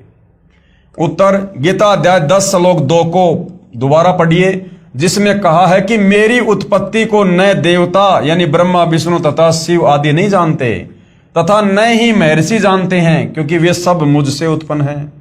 अब 21 ब्रह्मांड में जितने भी ये देवी देवता ब्रह्मा विष्णु महेश हैं, साधु संत महात्मा हैं, ये सब इस काल के अधीन हैं। ये सब काल और दुर्गा से उत्पन्न हैं, इसलिए ये काल के जन्म के विषय में नहीं जानते। अब बेटा कभी भी अपने बाप की डेट ऑफ बर्थ नहीं बता सकता, वो तो दादा बताएगा, दादा। तो इस काल के विषय में, काल के अधीन जितनी भी शक्तियां हैं, ब्रह्मा विष्णु महेश देवी देवता साधु संत ऋषि, ये नहीं बता सकते इसके जन्म और मरण के बारे में। अब असल में वो दादा स्वयं सतलोक से चलकर आया है, कबीर भगवान सतगुरु रामपाल जी। इन्होंने आकर सारा भेद खोला है इन पवित्र शास्त्रों को दिखा दिखा कर कि ये काल, ये दुर्गा, ब्रह्मा विष्णु महेश, ये सब नाशवान है, इनका जन्म और मृत्यु होती है। इस श्लोक से स्वतः सिद्ध है कि गीता ज्ञानदाता प्रभु की उत्पत्ति अर्थात जन्म तो हुआ है, यानी काल का जन्म हुआ है, परंतु काल ब्रह्म से उत्पन्न देवता तथा ऋषिजन नहीं जानते, क्योंकि वे काल से ही उत्पन्न हुए हैं। जैसे पिता के जन्म के विषय में बच्चे नहीं जानते, परंतु पिता का पिता अर्थात दादाजी ही बताता है। पूर्ण परमात्मा ने यानी कबीर जी ने स्वयं काल लोक में प्रकट होकर तत्वदर्शी संत के रूप में इस ब्रह्म की उत्पत्ति के विषय में बताया है। कृपया पढ़ें सृष्टि रचना, इसी पुस्तक ज्ञान गंगा के पेज नंबर 22 से 74, जो हम पहले पढ़ चुके हैं। गीता जी अध्याय 10 श्लोक 3 का अनुवाद गलत किया है। जैसे गीता अध्याय 2 श्लोक 12 तथा अध्याय 4 श्लोक 5 में अपने आप को नाशवान तथा जन्म मृत्यु को बार बार प्राप्त होने वाला कह रहा है। कौन? गीता ज्ञानदाता काल ब्रह्म। तथा अध्याय 2 श्लोक 17 तथा अध्याय 8 श्लोक 3, 8 से 10 तथा 20 व अध्याय 15 श्लोक 4, 16, 17 में अपने से अन्य किसी अन्य अविनाशी यानी जो कभी नहीं मरता, अपने से अन्य अविनाशी अनादि परमात्मा के विषय में कहा है कि अर्जुन तेरे और मेरे बहुत जन्म हो चुके हैं, आगे भी होंगे, तू नहीं जानता मैं जानता हूं। तो गीता अध्याय 2 श्लोक 12, अध्याय 4 श्लोक 5 और 9 में ये काल ब्रह्म गीता ज्ञानदाता अपनी जन्म और मृत्यु स्वीकार कर रहा है। इसलिए गीता अध्याय 10 श्लोक 3 में कहा है कि जो मनुष्यों में विद्वान अर्थात तत्वदर्शी संत मुझे तथा उस अनादि वास्तव में जन्म रहित सर्व लोकों के महेश्वर अर्थात परमेश्वर को तत्व से जानता है, वह तत्वदर्शी संत सत ज्ञान उच्चारण करता है, जिससे सत साधना करके पाप से मुक्त हो जाता है। इसी का प्रमाण गीता अध्याय 4 श्लोक 34 में भी है। अध्याय 10 श्लोक 2, न मे विदु सुरगणा परभवम न महर्षे अहम आदि ही देवानाम महर्षिणाम च सर्वस्व। अनुवाद क्या है? मेरी उत्पत्ति को कौन कह रहा है? गीता ज्ञानदाता काल ब्रह्म कि मेरी उत्पत्ति को यानी मेरे जन्म को न देवता लोग जानते हैं, क्योंकि देवता भी काल और दुर्गा से उत्पन्न हुए हैं, और न ये महर्षि जन ही जानते हैं। ये महर्षि साधु संत महात्मा गोरखनाथ जैसे, मनु जैसे, ये भी काल और दुर्गा से उत्पन्न हुए हैं, क्योंकि मैं सब प्रकार से देवताओं का और महर्षियों का भी आदि अर्थात उत्पत्ति का कारण हूं। तो बाप की जन्म तिथि को बेटा या बेटी नहीं बता सकते, दादा बता सकता है कि तेरे बाप का जन्म कब हुआ था। तो वो दादा सारी सृष्टि का मालिक कबीर भगवान है, और उस कबीर भगवान ने चारों युगों में आके बताया, और आज वर्तमान में सतगुरु रामपाल जी के नाम से आकर सन 1994 से इन्हीं शास्त्रों को दिखा दिखा के बता रहे हैं कि ये काल, ये जन्मता है, ये मरता है, और ये अविनाशी नहीं है, और इसकी साधना से मुक्ति नहीं है। अध्याय 10 श्लोक 3, ये माम अजम अनादिम च वेति लोक महेश्वरम असम्मुड स मृत्युषु सर्व पापे परमुच्यते। अनुवाद किया गुरुदेव ने, जो विद्वान व्यक्ति मुझको तथा सदा रहने वाले अर्थात पुरातन जन्म न लेने वाले सर्व लोकों के महान ईश्वर अर्थात सर्वोच्च परमेश्वर को यानी कबीर जी को जानता है, वह शास्त्रों को सही जानने वाला अर्थात वेदों के अनुसार ज्ञान रखने वाला अर्थात तत्वदर्शी विद्वान संपूर्ण पापों को विस्तृत वर्णन के साथ कहता है, अर्थात वही सृष्टि ज्ञान व कर्मों का सही वर्णन करता है, अर्थात अज्ञान से पूर्ण रूप से मुक्त कर देता है, जिस कारण तत्वदर्शी संत द्वारा बताई गई वास्तविक साधना के आधार पर भक्ति करने वाले के सर्व पाप नष्ट हो जाते हैं। तो भाई और बहनों, कितना बढ़िया निर्णायक ज्ञान इस पवित्र ग्रंथ गीता जी में दिया हुआ है, लेकिन हमारे नादान धर्म गुरु तत्व ज्ञान के अभाव से इस सदग्रंथ को नहीं समझ पाए। अब गीता ज्ञान दाता ये ब्रह्म काल की उत्पत्ति का संकेत है। अध्याय 10 के श्लोक 2 में कहा है कि अर्जुन, मेरी उत्पत्ति अर्थात जन्म को न तो देवता जानते हैं और न ही महर्षि जन जानते हैं, क्योंकि ये सब मेरे से पैदा हुए हैं। इससे स्वयं सिद्ध है कि ब्रह्म अर्थात काल की उत्पत्ति तो हुई है, परंतु देवता व ऋषि नहीं जानते। जैसे पिताजी की उत्पत्ति को बच्चे नहीं बता सकते, परंतु दादाजी जानता है। इसी प्रकार 21 ब्रह्मांड में सर्व देव ऋषि आदि ज्योति निरंजन यानी काल ब्रह्म यानी और ये प्रकृति दुर्गा के संयोग से उत्पन्न हुए हैं। इसलिए कह रहा है कि मेरी उत्पत्ति को 21 ब्रह्मांडों में कोई नहीं जानता। कौन? जो इसके 21 ब्रह्मांडों में इसके अधीन हैं, ब्रह्मा विष्णु महेश से लेकर देवी देवता।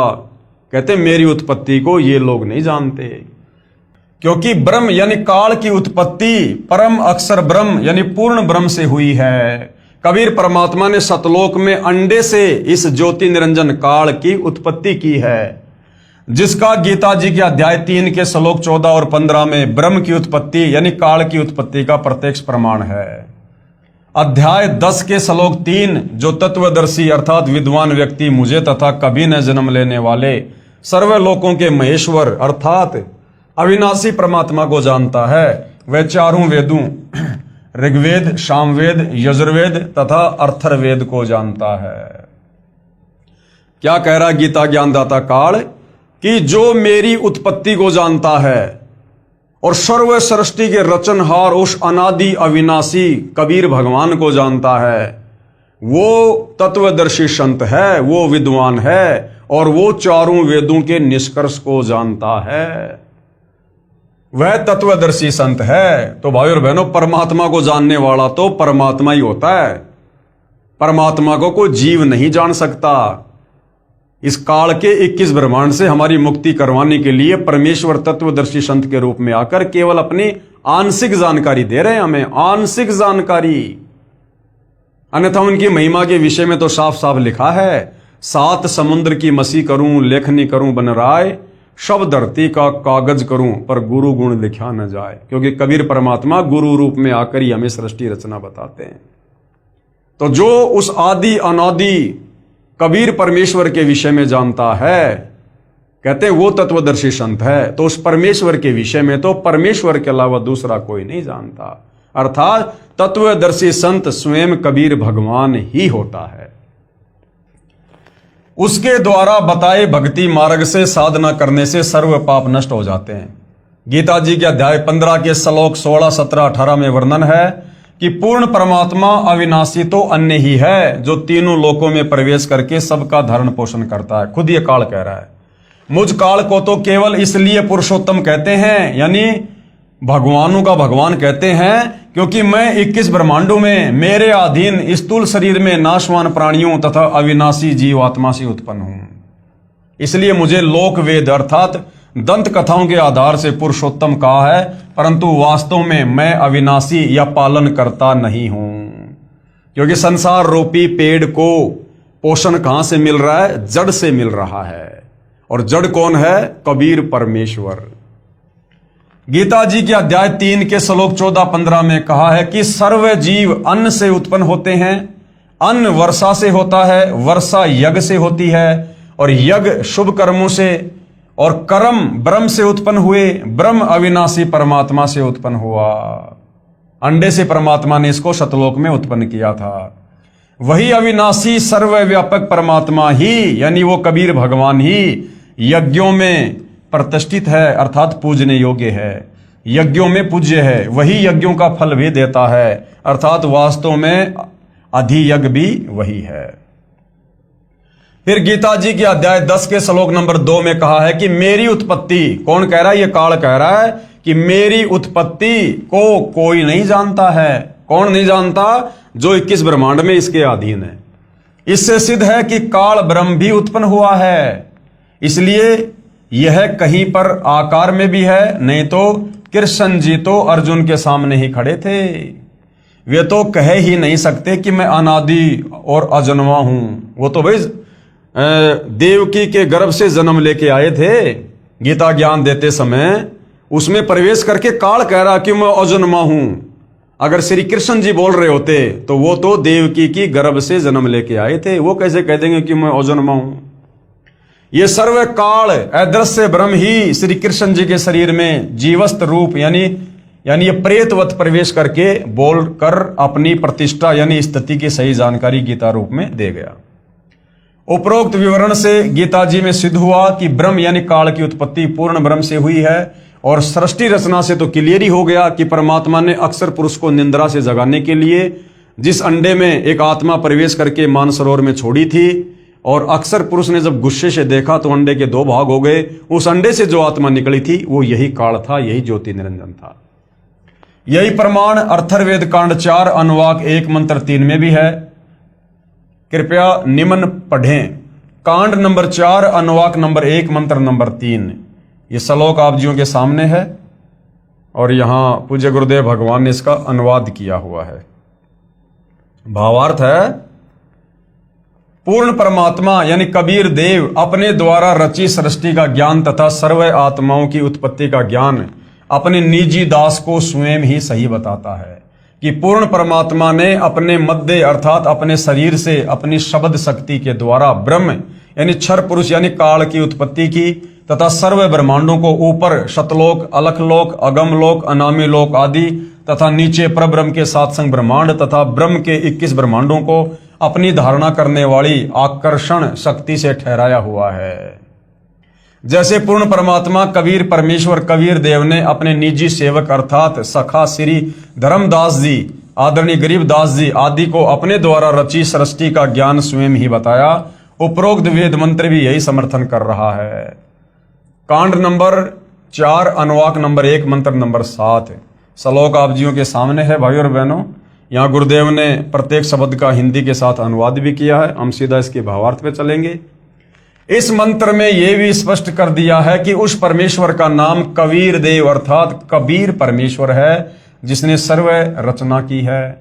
जो परमेश्वर अचल, अचल यानी जो कभी भी विनाश में नहीं आता है, स्थिर है, जिसके लोक स्थिर हैं अर्थात वास्तव में अविनाशी, गीता अध्याय 15 श्लोक 16-17 में भी प्रमाण है। जगत गुरु यानी सारे संसार को ज्ञान देने वाला, आत्माधार यानी आत्माओं को उत्पन्न करने वाला, जो पूर्ण मुक्त होकर शतलोक गए हैं उनको शतलोक से ले जाने वाला, उनको शतलोक ले जाने वाला, काल के 21 ब्रह्मांड से सर्व ब्रह्मांडों का रचनहार, काल ब्रह्म की तरह धोखा ना देने वाला, ज्यों का त्यों वह स्वयं कबीर देव अर्थात कबीर प्रभु है। यही परमेश्वर सर्व ब्रह्मांडों व प्राणियों को अपनी शब्द शक्ति से उत्पन्न करने के कारण जनिता यानी माता भी कहलाता है, क्योंकि हम सभी आत्मा कबीर परमेश्वर के वचन से उनके शरीर से उत्पन्न हुई हैं। तथा पितरम यानी पिता तथा बंधु भाई भी वास्तव में यही है, तथा देव यानी परमेश्वर भी यही है। इसलिए इसी कबीर देव अर्थात कबीर परमेश्वर की स्तुति किया करते हैं। तमेव माता च पिता तमेव, तमेव बंधु च सखा तमेव, तमेव सर्व मम देव देव। इसी परमेश्वर की महिमा का पवित्र ऋग्वेद मंडल 9 सूक्त 1 मंत्र 24 में विस्तृत विवरण है। आगे फिर सवाल किया है सतगुरु रामपाल जी से, वेदों में कबीर अर्थात कबीर नाम का विवरण कैसे आया? वेद तो सृष्टि के प्रारंभ में प्राप्त हुए थे, यानी काल की 21 ब्रह्मांड की सृष्टि जब शुरू हुई उस समय समुद्र मंथन के दौरान ब्रह्मा जी को वेद प्राप्त हुए थे। तो वेदों में उस कबीर जी का जिक्र कहां से आया? कबीर देव अर्थात कबीर परमेश्वर तो सन 1398 में उत्पन्न हुए हैं कि तुम्हारे कबीर जी तो 650 साल पहले बनारस के काशी में आए थे वो तो, और वेद लिखे गए हैं इस सृष्टि की शुरुआत में लाखों साल पहले। तो कबीर जी का इन वेदों में जिक्र कैसे आ गया? इसके लिए भाइयों और बहनों, सृष्टि रचना को समझे बिना कुछ भी समझ में नहीं आएगा, कुछ भी। इसलिए गुरुदेव भगवान बार बार कहते हैं कि अगर अध्यात्म को समझना है, भक्ति मार्ग को समझना है, तो सृष्टि रचना भक्ति मार्ग की नींव है, मूल है। इस सृष्टि रचना से समझ में आएगा कि इन वेदों में कबीर भगवान का नाम कैसे आया। ये कबीर भगवान केवल 650 साल पहले नहीं, ये द्वापर में भी आया, त्रेता युग में भी आया, सतयुग में भी आया, और ना जाने कितनी बार परमात्मा यहां पर आ जाते हैं क्षण भर में, शतलोक से चल के गति करके। वो समर्थ भगवान है। तो ये सारा का सारा माजरा सृष्टि रचना को सुनेंगे, समझेंगे, तब समझ में आएगा। गुरुदेव उत्तर दे रहे हैं, पूर्ण परमात्मा का वास्तविक नाम कबीर देव है तथा उपमात्मक नाम सत्य पुरुष, परम अक्षर ब्रह्म, पूर्ण ब्रह्म आदि है। जैसे देश के प्रधानमंत्री जी का शरीर का नाम कुछ और होता है तथा प्रधानमंत्री, प्राइम मिनिस्टर आदि उसके पद के नाम है, यही पूर्ण परमात्मा कबीर देव नामांतरण करके चारों युगों में आए हैं तथा सृष्टि व वेदों की रचना से पूर्व भी अनामी अनामे लोक में मानव सदृश से शरीर में कबीर देव नाम से विद्यमान थे। वही कबीर देव फिर सतलोक की रचना करके सतलोक में विराजमान हो गए। तत्पश्चात परब्रह्म तथा ब्रह्म के सर्व लोकों व वेदों की रचना की, इसलिए वेदों में कबीर देव का विवरण है। और ये वेद फिर बाद में काल को 21 ब्रह्मांड देकर सतलोक से निष्कासित करके फिर इस काल के अंतःकरण में परमात्मा ने डाल दिए, जो समय आने पर ऑटोमेटिक बाहर आए परमेश्वर की वचन शक्ति से। जिस प्रकार मां के गर्भ से बच्चा 10वें महीने बाहर आएगा ही आएगा, कोई नहीं रोक सकता। इसी प्रकार परमात्मा ने इस काल के अंतःकरण में जो ये वेदों वाला ज्ञान डाल दिया था और जो समय निर्धारित कर दिया था, उस समय पर ये वेद बाहर आने ही आने थे। तो समुद्र मंथन के माध्यम से फिर काल में आगे ये वेद अपने बड़े बेटे ब्रह्मा जी को दिए। तो कबीर परमेश्वर जी सारी सृष्टि के मालिक का वास्तविक नाम है कबीर देव, कबीर परमात्मा। और 650 साल पहले बनारस के काशी में परमात्मा केवल अपने वैदिक, अपने ओरिजिनल नाम से आए। इससे पहले तो परमात्मा ना जाने कितने नामों से और कितनी बार इस पृथ्वी पर आते रहते हैं, जाते रहते हैं। तो भाइयों और बहनों, ये आध्यात्मिक ज्ञान है। आज से पहले हमें कोई समझाने वाला नहीं था, कोई बताने वाला नहीं था। किसी ने इस प्रकार धर्मशास्त्रों से निर्णय करके आप और हमें बताया नहीं, समझाया नहीं। आप और हमारे अंदर सदियों से अज्ञान ठोक ठोक कर भरा हुआ है, जिस कारण से अब विश्वास करना थोड़ा सा मुश्किल सा हो रहा है। लेकिन इन सर्व धर्मशास्त्रों से प्रमाण देखकर और जो सृष्टि रचना सतगुरु रामपाल जी ने बताई 5वें वेद सूक्ष्म वेद से, कबीर वाणी से, उस सृष्टि रचना का समर्थन हमारे सभी धर्मों के सभी सदग्रंथ दे रहे हैं। भला फिर शंका करने की क्या जगह रह जाएगी। तो थोड़ा सा धैर्य से रुचि लेकर सतगुरु रामपाल जी के सत्संग सुनते रहोगे, उनके द्वारा लिखी पुस्तकें पढ़ते रहोगे, तो धीरे धीरे आप जियों को सब कुछ समझ में आ जाएगा। क्योंकि ये सत्य ज्ञान है और सत्य ज्ञान को समझने में थोड़ा समय जरूर लगता है, लेकिन समझ में आने के बाद फिर हमें इस ज्ञान से कोई डगमग नहीं कर सकता। तो भाइयों और बहनों, आज के इस पवित्र पुस्तक ज्ञान गंगा पर बन रहे वीडियो में केवल इतना ही। कल के वीडियो में परमेश्वर जी के आशीर्वाद से हम जानेंगे कि कबीर साहिब द्वारा विभीषण तथा मंदोदरी को शरण में लेना। अब नादान हमारे धर्मगुरु रामायण को पढ़ने वाले, इन्होंने समाज को यही बताया कि विभीषण श्री रामचंद्र जी का भगत था, श्री रामचंद्र जी का भगत था। जबकि विभीषण श्री रामचंद्र जी का भगत नहीं था। विभीषण को यही कबीर भगवान, कबीर देव त्रेता युग में जो मुनिंद्र ऋषि के नाम से आए थे, इन्होंने विभीषण को नाम दीक्षा दी थी और रावण की पत्नी मंदोदरी को भी दीक्षा देकर अपनी शिष्या बनाया था। तो भाइयों और बहनों, ये सत्यनारायण कथा है। आज से पहले हमने केवल ये झूठी कथाएं हमारे इन तत्व ज्ञानहीन धर्म गुरुओं के मुख कमल से सुनी है। इसलिए अब आप जब ये सत्य कथा सुनेंगे तब आपकी आत्मा को भी आनंद आएगा। हम ढेर सारे जो है हम पुण्य के भी भागी बनेंगे और ये अमर कथा हमारे हृदय में इस प्रकार समा जाएगी कि फिर इसके बाद हमें और कुछ झूठ सुनने का मन नहीं करेगा। इसलिए भाइयों और बहनों, कल हम गुरुदेव भगवान के आशीर्वाद से इस टॉपिक पर आगे चर्चा करेंगे। तब तक गुरुदेव भगवान हम सबको आज्ञा दे, आशीर्वाद दे, सद्बुद्धि दे, हमारी आत्मा का कल्याण करे। बंदी छोड़ सतगुरु रामपाल जी परमेश्वर जी की जय हो।